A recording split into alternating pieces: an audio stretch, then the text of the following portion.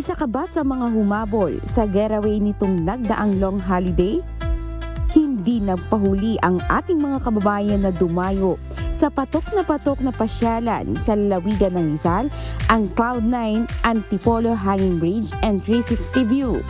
Kilala itong destinasyon sa Antipolo City, Rizal na matatagpuan sa mataas na bahagi ng lungsod na nagbibigay ng magandang tanawin ng Metro Manila.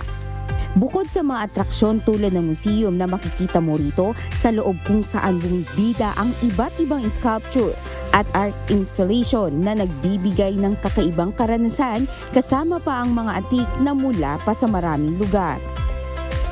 Kung hanap mo naman ay overlooking at Instagrammable na view, madalas puntahan ng mga tao rito ang 360 view deck na talaga namang makapigil hininga.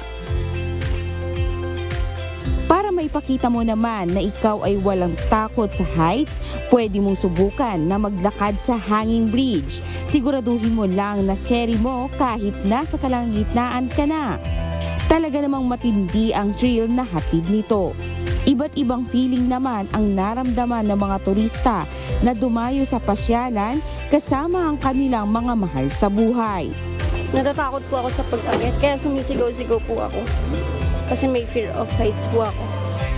Yan, mas maganda po. Pinuntahan ko po itong hanging bridge para po makapag-relax po ang aking sarili.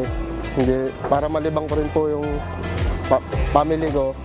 At sa una po nakakakaba, magano sa hiking sa hanging bridge. Pero ang bandang wali, enjoy din po pala.